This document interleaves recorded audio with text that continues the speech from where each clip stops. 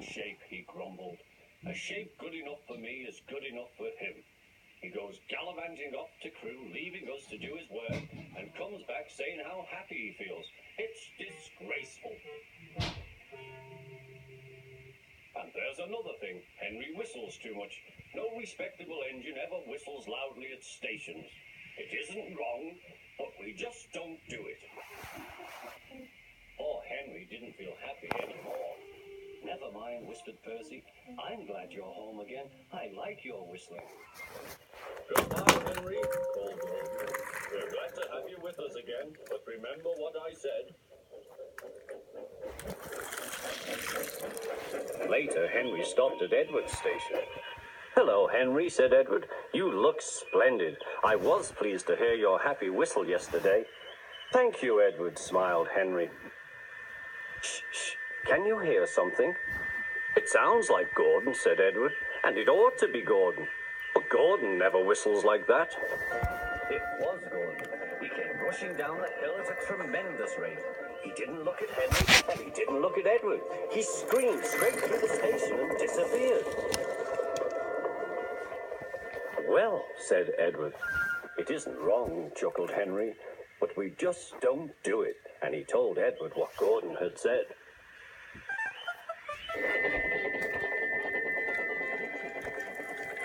Meanwhile, Gordon screeched along the line. The noise was awful.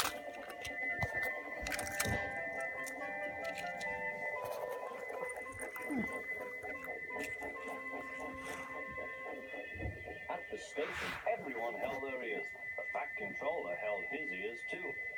Take him away, he bellowed, and stop that noise! Gordon looked sadly away, but he wouldn't stop whistling until two fitters climbed up and knocked his whistle valve in place. That night, Gordon slunk into the shed. He was glad it was empty. It isn't wrong, murmured Henry to no one in particular, but we just don't do it. No one mentioned whistles. Next morning, Henry was enjoying himself enormously. I feel so well, he sang. Trickety-trot, hummed his coaches. Then he saw some boys on a bridge. Peep, peep, hello, he whistled. Oh, he called. The boys didn't wave and take his number. They thought it fun to drop stones on him instead. They've broken our glass, sobbed the coaches. The passengers weren't hurt, but they were cross. Call the police. No, said the driver. Leave it to Henry and me. What will you do, they asked. Can you keep a secret? Yes.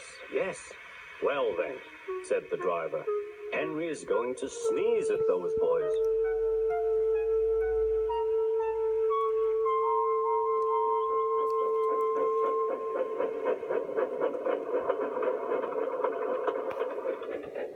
Lots of people were waiting at the station just before the bridge.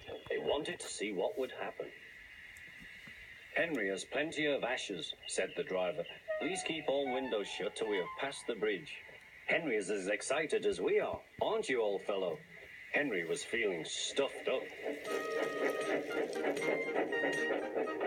Soon they could see the boys, and they all had stones. Are you ready, Henry, said his driver. Sneeze hard when I tell you. Now, he said. Achoo!